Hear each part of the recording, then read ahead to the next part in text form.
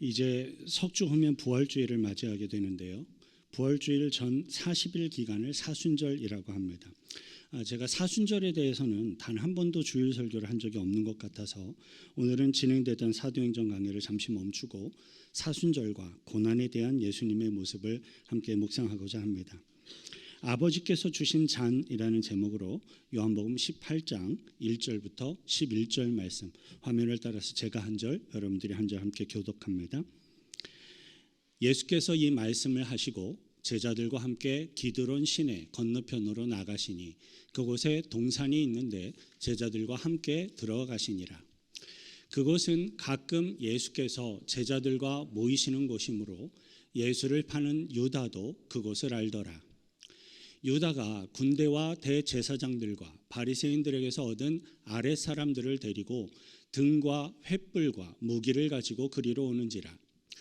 예수께서 그 당할 일을 다 아시고 나아가 이르시되 너희가 누구를 찾느냐? 대답하되 나사렛 예수라 하거늘 이르시되 내가 그니라 하시니라.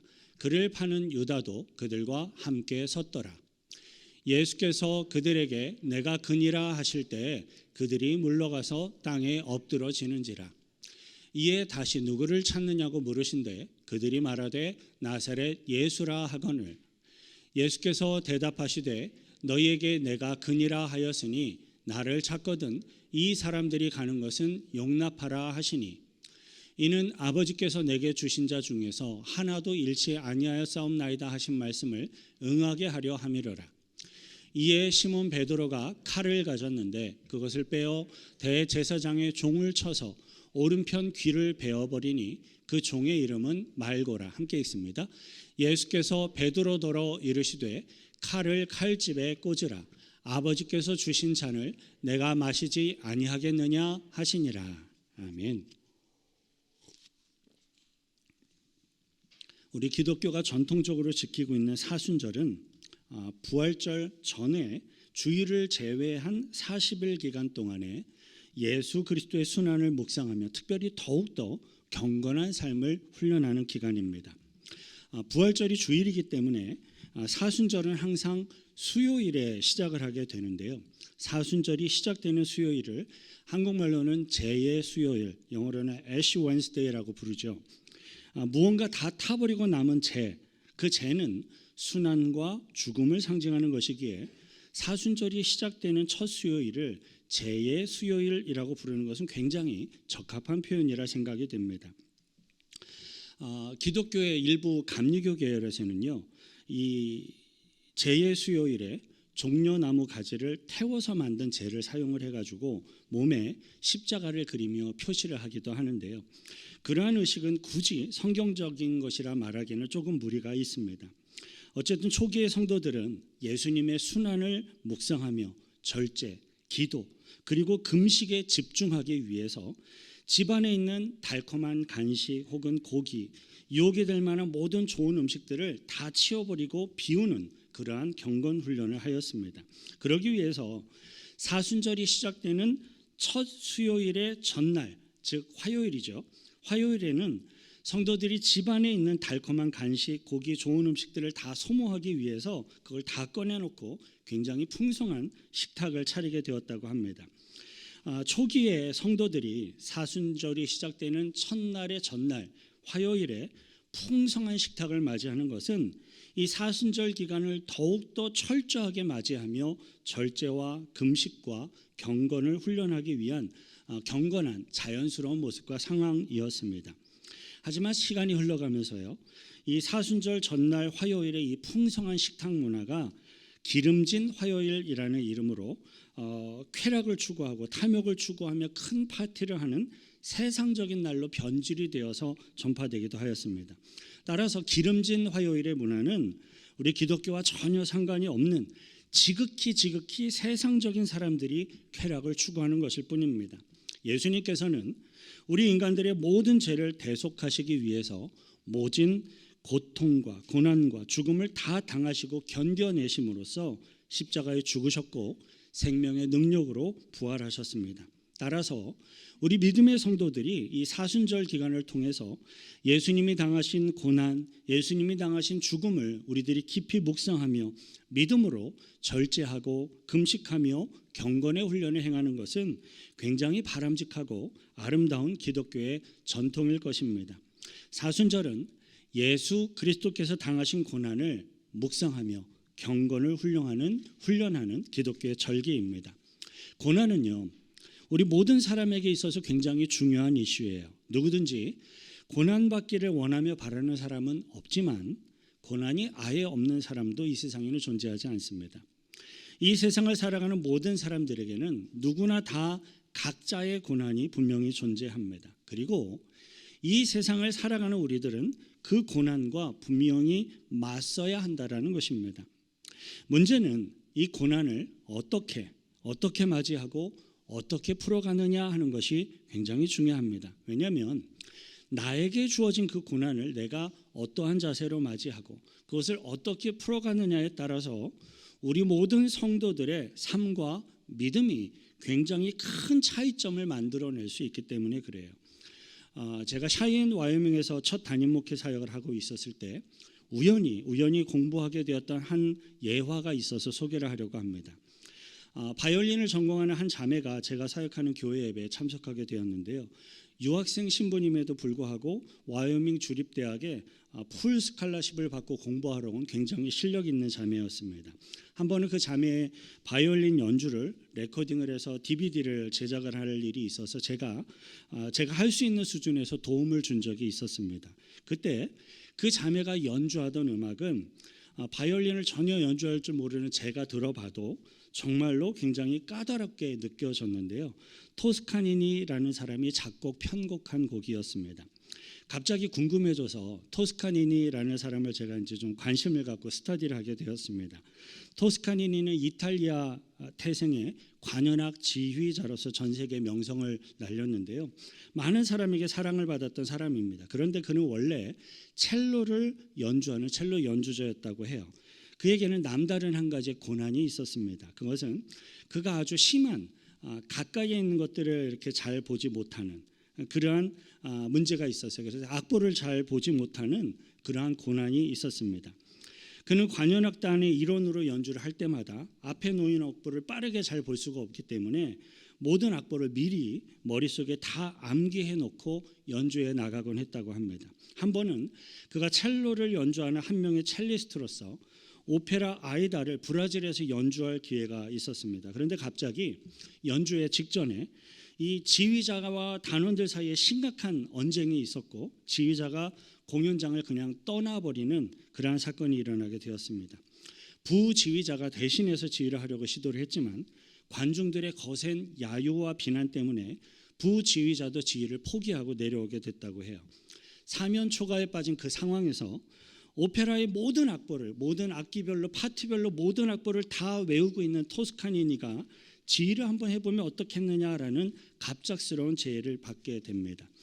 토스카니니의 갑작스러운 기회를 맞아서 지휘자로 주목을 받기 시작을 합니다. 그때부터 그는 20세기의 객관적인 음악 스타일을 추구하는 최고의 지휘자로 명성을 떨치게 되었다고 해요.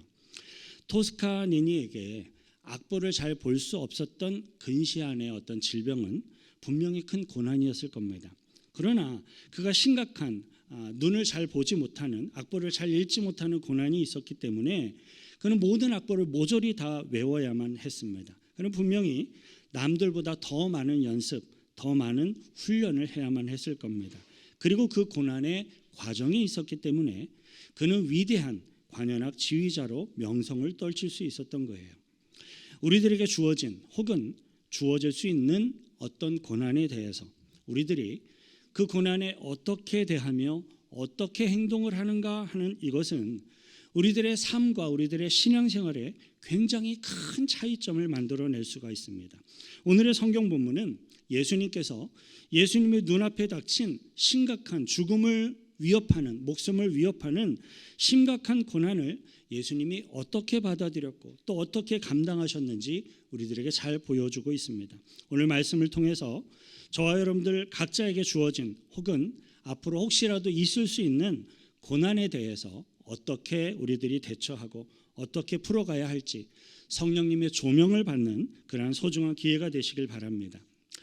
이 세상에서 우리들이 경험할 수 있는 모든 고난을 제 나름대로 크게 세 가지로 분류해 볼 수 있을 것 같아요. 첫째는 피할 수 있는 불필요한 고난이 있습니다.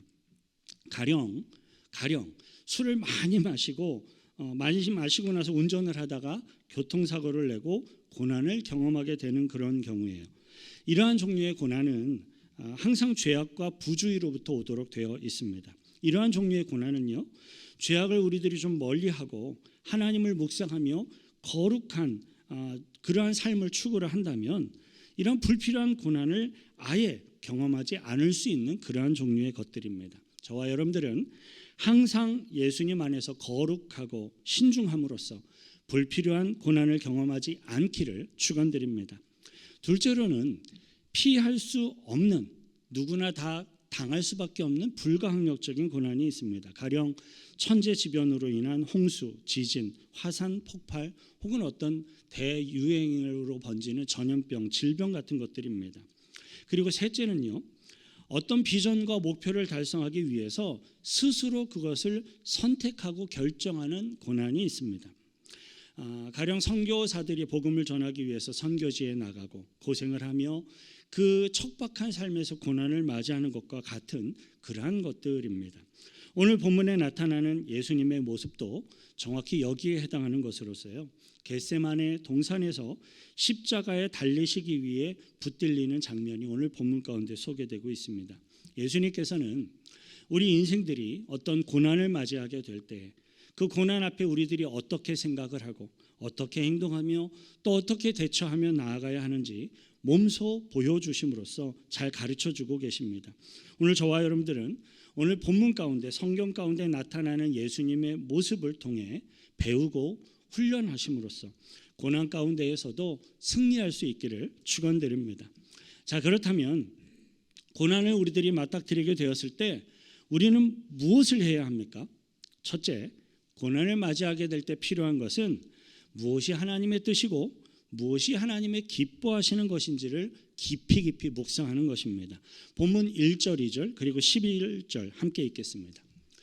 예수님께서 이 말씀을 하시고 제자들과 함께 기드론 시내 건너편으로 나가시니 그곳에 동산이 있는데 제자들과 함께 들어가시니라. 2절, 그것은 가끔 예수께서 제자들과 모이시는 곳이므로 예수를 파는 유다도 그곳을 알더라. 11절, 예수께서 베드로더러 이르시되 칼을 집에 꽂으라.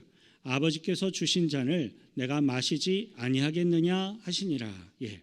예수님께서는 이제 자신이 붙들려서 고난을 받게 될 것이고 십자가에 못 박혀서 죽음을 당하게 될 것을 이미 다 알고 계셨습니다. 그럼에도 불구하고 예수님은 스스로 겟세마네로 가셨어요. 왜냐하면 이 십자가의 고난과 죽음이 하나님께서 허락하신 것이다라는 사실을 너무나도 잘 알고 계셨기 때문입니다. 하나님께서는요, 우리 믿음의 백성들을 선한 하나님의 뜻대로 인도하시기 위해서 때로는 고난도 허락하실 때가 있습니다.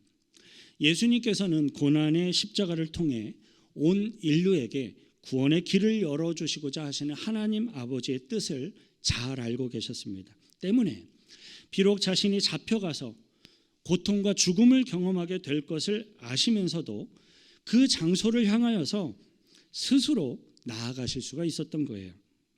믿음이 없는 세상 사람들 중에도요, 뚜렷한 비전, 뚜렷한 목표가 있는 사람들은 어떤 힘든 고난을 이겨낼 수 있는 용기와 힘이 주어지기도 합니다. 하물며 하나님의 자녀가 된 우리들이 하나님 안에서 분명한 비전과 소명을 발견할 수 있다면 우리들에게는 어떠한 고난도 이겨낼 수 있는 하나님의 능력, 성령님의 능력이 함께 하실 것입니다. 저와 여러분들은 저와 여러분들을 향한, 나를 향한 하나님의 뜻, 하나님이 나를 향하여 무엇을 원하시는지를 날마다 묵상하심으로써 어떠한 고난도 어떠한 질병도 능히 이겨낼 수 있는 힘과 성령의 능력을 공급받으시길 축원드립니다. 둘째로 고난을 당하게 될 때 필요한 것은요, 영적인 권세에 힘입은 담대함이에요. 본문 3절 함께 읽습니다. 유다가 군대와 대제사장들과 바리새인들에게서 얻은 아랫사람들을 데리고 등과 횃불과 무기를 가지고 그리로 오는지라. 사람은 누구나 다 자신보다 더 막강한 무기를 갖고 있거나 자신을 해할 수 있는 어떤 권세를 가진 사람 앞에서는 누구나 다 두려움을 느끼도록 되어 있습니다. 여러분도 그러한 경험이 있는지는 잘 모르겠는데요. 저의 경우는 제가 운전을 하고 있는데 뒤에서 경찰차가 경광등을 갑자기 깜빡거리면서 뒤에서 쫓아오면 제가 잘못한 것이 전혀 없어도 일단은 움찔할 때가 종종 있습니다. 몇 분 웃으시네요. 저만 그런 게 아닌 것 같아요. 다행입니다. 하지만 제가 잘못한 게 없어도 일단 움찔하게 되는 이유는 미국의 경찰에게는 국가로부터 위임받은 공권력이 있죠. 그리고 또 나를 제압할 수 있는 무기도 갖고 있기 때문에 이런 위압감을 느끼는 것이 어찌 보면 당연할 것이라 생각이 들어요. 본문 3절을 보면 예수님을 데려가려고 나온 사람들이 신사적으로 보이는 정장을 입은, 좋은 옷을 입은 점잖은 사람들이 전혀 아니었습니다. 성경은 그들이 예수를 잡으려고 군인들을 동원해서 등과 횃불과 회와 병기, 뭉치를 들고 망치나 이런 무기를 들고 예수님을 잡으려고, 데리려고 나왔다라고 기록하고 있어요. 그 상황은 누구나 다 겁이 나고 누구나 다 두려워할 수밖에 없는 그러한 상황이 벌어지고 있는 거예요. 오늘 함께 봉독한 요한복음에는 잘 나타나지 않지만 겟세마네 동산에서 예수님은 깊은 고뇌 가운데 잠겨 있었습니다. 그도 그럴 것이 예수님이 이제 십자가를 지게 되면 그 십자가를 지게 되는 그 순간부터 이 세상의 모든 사람들의 죄인들의 그 죄악을 다 짊어지고 대신해서 철저하게 죄인의 취급을 받으며 그 죄의 대가를 다 치르셔야 할 것이기 때문이었어요. 죄인이 된다라는 이것은 무서운 거고 고통스러운 겁니다. 우리들 스스로 나 자신의 죄값을 치르기 위한다 할지라도 우리들이 감당할 수 없는 고통과 죽음이 따라오게 되는 것, 그것이 바로 죄의 무서움입니다. 하물며 예수님은 지구상의 온 인류가 당할 모든 죄값을 다 짊어지셔야 했으니 얼마나 힘들고 얼마나 고통스러웠겠습니까? 그래서 예수님께서는 아버지여, 만일 할만하시거든 이 잔을 내게서 지나가게 하옵소서라고 정말로 간절하게 기도하셨습니다. 그만큼 그 죄악의 무게와 죽음의 고통이 두렵고 고통스러웠기 때문입니다. 그런데 예수님께서는 그럼에도 불구하고 담대하게 그들을 향하여 오히려 나아가세요. 본문 4절부터 6절 함께 읽습니다. 예수께서 그 당할 일을 다 아시고 나아가 이르시되 너희가 누구를 찾느냐? 대답하되 나사렛 예수라 하거늘 이르시되 내가 그니라 하시니라. 그를 파는 유다도 그들과 함께 섰더라. 예수께서 그들에게 내가 그니라 하실 때에 그들이 물러가서 땅에 엎드러지는지라. 예수님께서는 담대하게 일어나셨습니다. 그리고는 자신을 잡으러 온 그 병사들을 향해서 너희가 누구를 찾으러 왔느냐? 내가 예수다라고 아주 담대하게 권위 있게 말씀하십니다. 그리고 본문 6절에서는 예수님께서 내로라고 말씀하실 때 군사들이 겁이 나고 기겁을 하면서 다 엎드러져 버렸다라고 표현을 하고 있어요. 예수님께서는 힘없는 어린 양처럼 잡혀서 피를 흘리셔야만 했어요. 그걸 예수님은 알고 계셨어요. 하지만 예수님은 하나님의 아들로서의 영적인 권세를 가지고 그들 앞에 서셨던 거예요. 여러분, 소년 다윗이 적장 골리앗을 향하여 담대하게 나아갔던 모습을 한번 생각해 보시길 바랍니다. 다윗의 그 담대함과 다윗의 그러한 확신이 어디에서 나올 수 있었을까요? 그것은 다윗이 광활한 들판에서 목동 생활을 하면서 수많은 어려움을 당할 때마다 하나님을 의지했던 경험, 그리고 또 하나님이 응답하셨던 그러한 수많은 경험과 확고한 하나님에 대한 믿음이 있었기 때문이었어요. 다윗은 고난 때마다 고난을 이겨내게 하시는 믿음의 과정을 통하여 하나님의 도우심을 체험했기에, 그러한 하나님에 대한 믿음이 있었기에 거대한 골리앗 앞에서도 당당하고 담대할 수 있었습니다. 성도 여러분, 세상의 고난이 혹여라도 우리들의 앞을 막아서게 될 때 저와 여러분들은 영적인 권세를 가지고 두려워하지 않고 그 고난 앞에 담대하게 서시길 축원드립니다.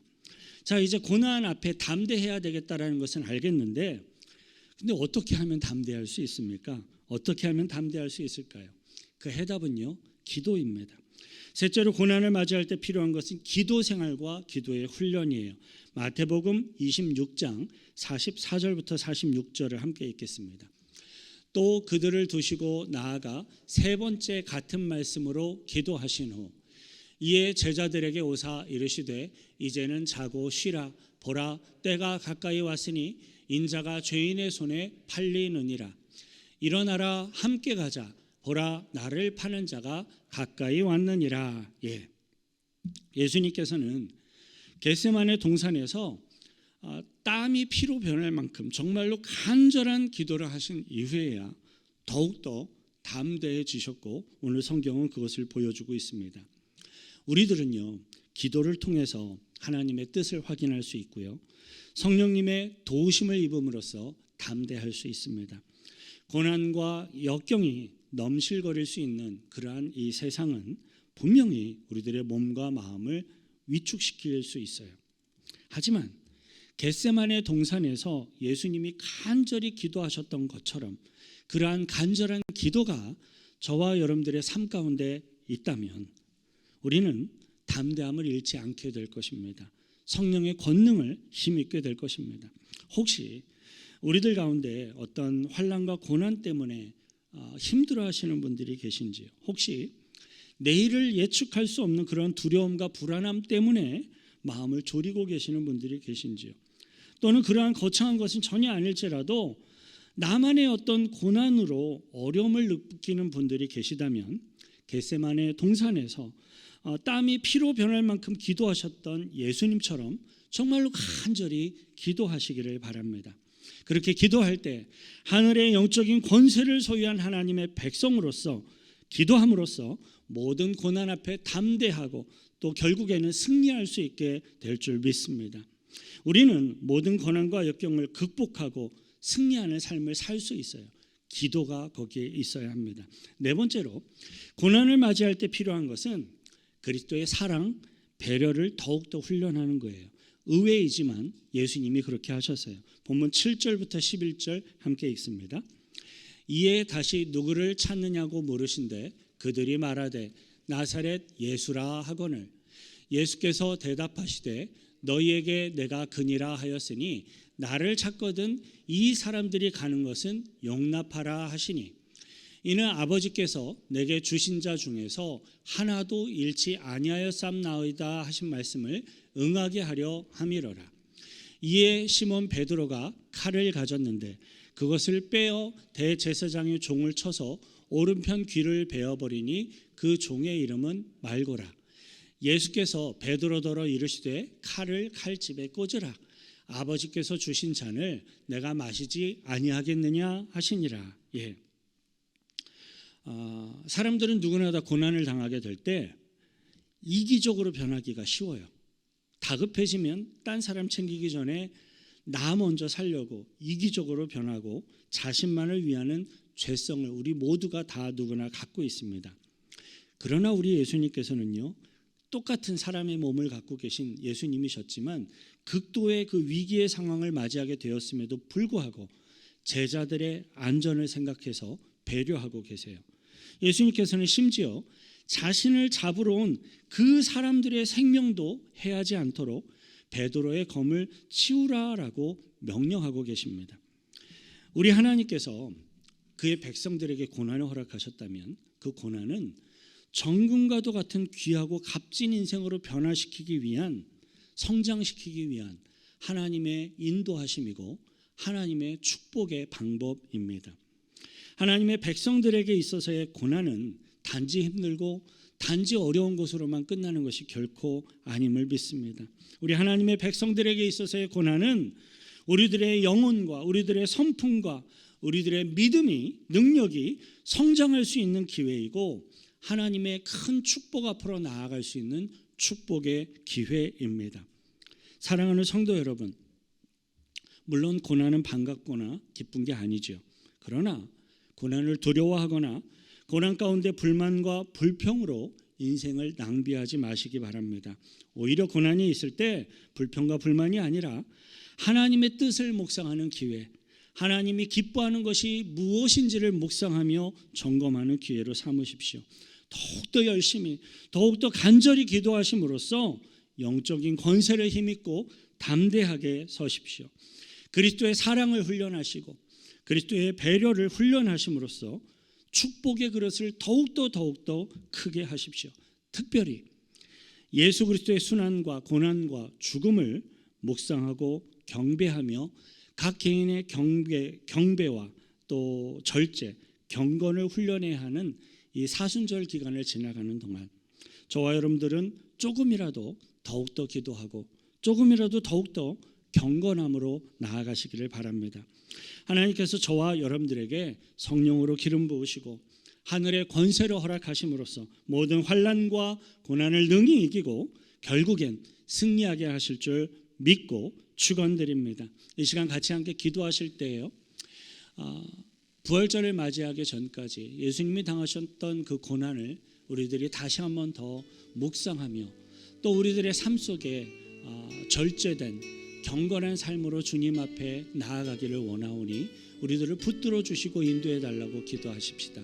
그리고 하나님, 저에게 기도의 마음을 주셔서 기도의 시간도 주셔서 기도의 자리도 주셔서 기도할 수 있는 주의 백성 되게 하시고 주님의 성령의 권능을 힘입어 어떠한 고난과 어려움까지도 하나님의 뜻을 확신하며 능히 이겨낼 수 있는 주의 백성이 되게 해달라고 같이 함께 기도하겠습니다. 거룩하신 구주 하나님 아버지여, 주님 앞에 감사와 찬송과 찬양을 드립니다. 우리들의 죄를 구속하시고 구원하시기 위해 고난의 길로 기꺼이 나아가셨던 그 주님의 고난에 대한 모습, 그리고 헌신, 희생, 그리고 고난과 죽음을 감당하신 예수님의 그 모든 사랑들을 묵상합니다.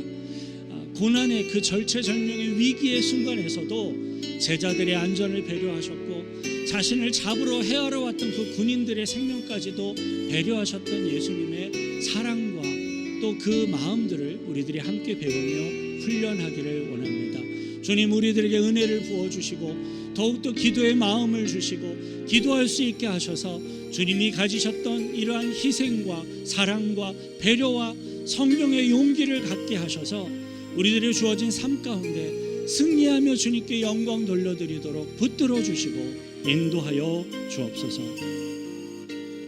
하나님 아버지, 특별히 예수 그리스도의 순환과 고난과 죽음을 묵상하고 경배하며 경건을 훈련하는 이 사순절을 통해서 더욱더 기도하며 더욱더 경건함으로 훈련하는 저희들이 되기를 소원합니다.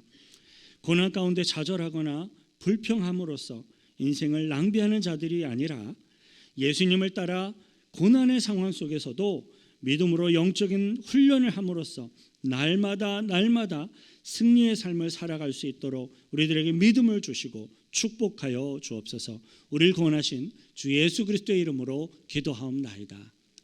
우리들을 위해 고난을 당하신 주님 앞에 경배와 감사의 박수로 영광 돌려드리겠습니다. 아멘.